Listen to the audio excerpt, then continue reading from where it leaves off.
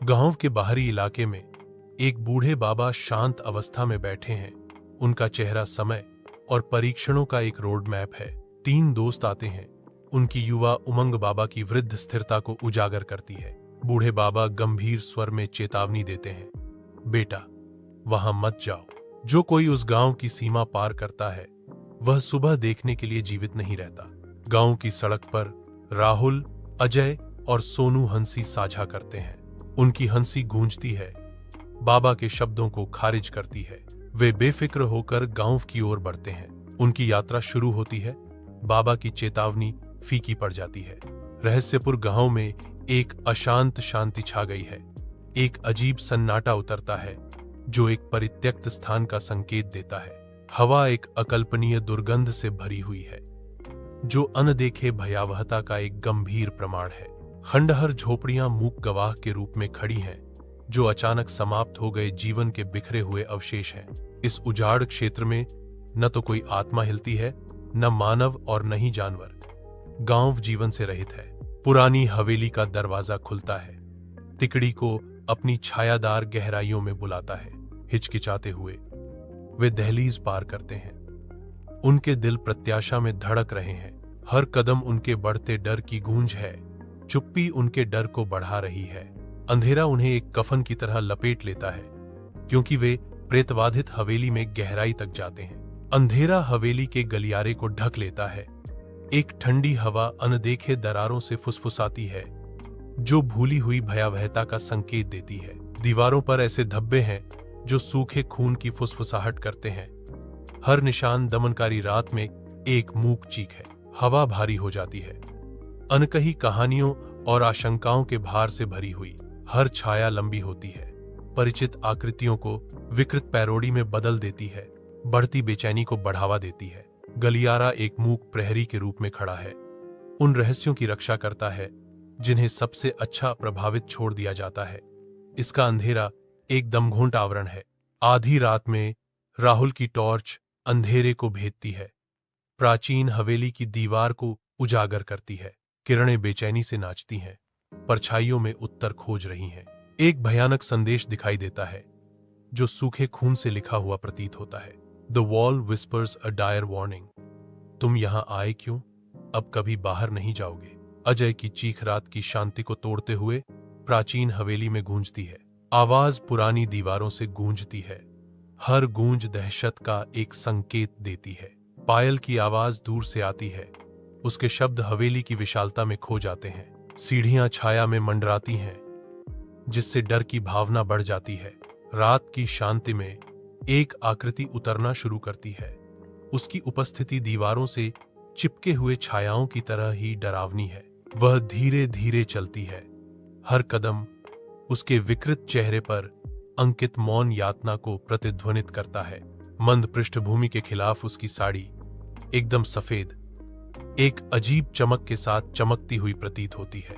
छायाएं उसके चारों ओर नृत्य करती हैं, उन निशानों को अस्पष्ट करती हैं और प्रकट करती हैं जो अकल्पनीय दर्द की कहानी कहती हैं। हर कदम उसकी मूक पीड़ा का प्रमाण है, दुहक और लचीलेपन का एक मार्मिक बैले।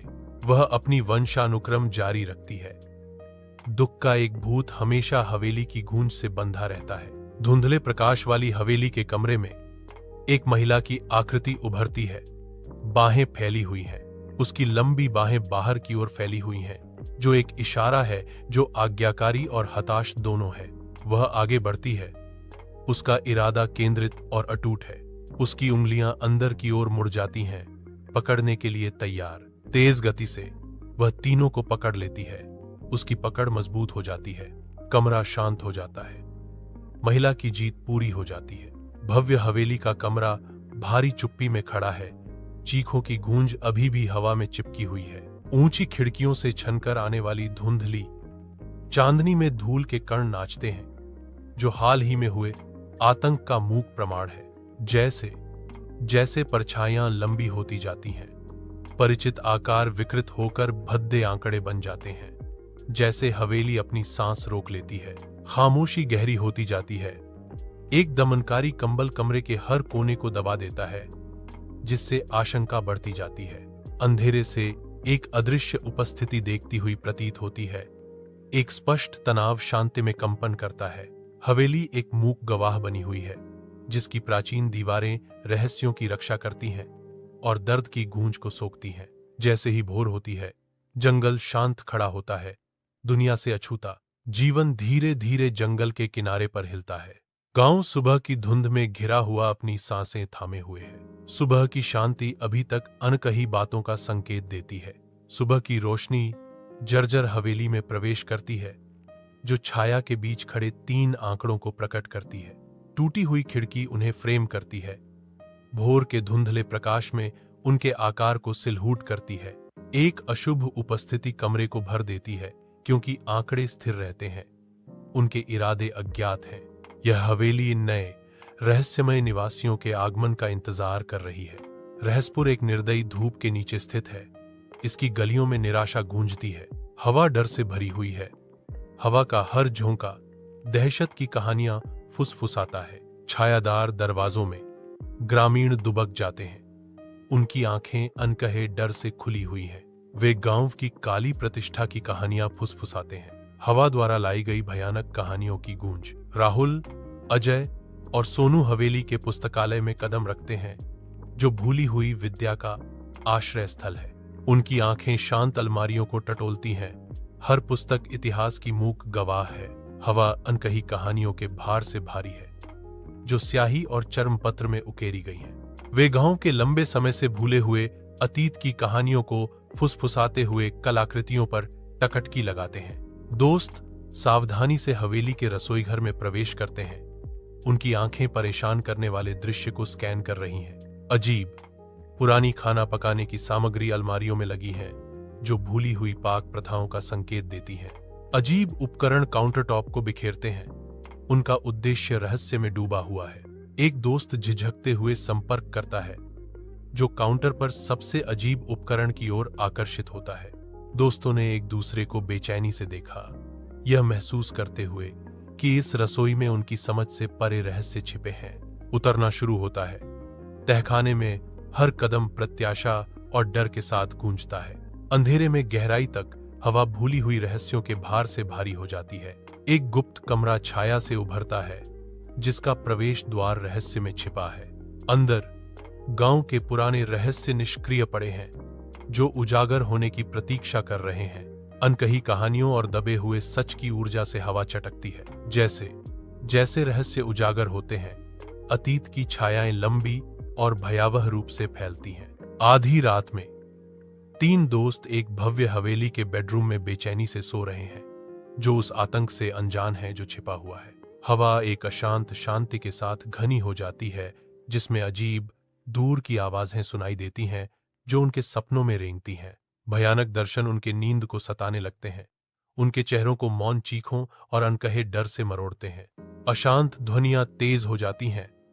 भय का एक ऐसा ताना बाना बुनती हैं, जो कमरे के चारों ओर अपनी पकड़ मजबूत करता है।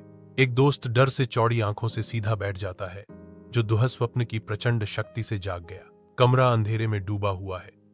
तीनों दोस्त अब जाग गए हैं। उनका साझा दुःस्वप्न हवा में मंडरा रहा है। धुंधली रोशनी वाली हवेली में अजय दर्पण के सामने खड़ा है। उसकी नजरें अपने ही प्रतिबिंब पर टिकी हैं। वह झपकाता है। उसके चेहरे पर बेचैनी की एक झलक आती है, क्योंकि वह कांच के अंदर एक विसंगति देखता है। दर्पण केवल उसकी छवि से अधिक दर्शाता है। यह एक छिपी हुई गहराई, एक रहस्य प्रकट करता है। उसके प्रतिबिंब में एक सूक्ष्म विकृति, एक भयावह उपस्थिति का संकेत देती है। दर्पण एक अनदेखे संसार का द्वार बन जाता है। अज्ञात का अग्रदूत राहुल शांत हवेली में खड़ा है। उसकी निगाहें दीवार पर टंगी एक तस्वीर पर टिकी हैं। एक अजीब सी शांति हवा में भर जाती है, क्योंकि वह घूरता है। उस पर देखे जाने का एहसास उसे भर देता है। राहुल एक अदम्य संबंध महसूस करता है, एक ऐसी भावना जैसे वह चित्र की दृष्टि में बंद हो। चित्र में आंखें उसका पीछा करती प्रतीत होती हैं। एक अनकहा सवाल संतुलन में लटका हुआ है। सोनू हवेली के संगीत कक्ष में कदम रखता है।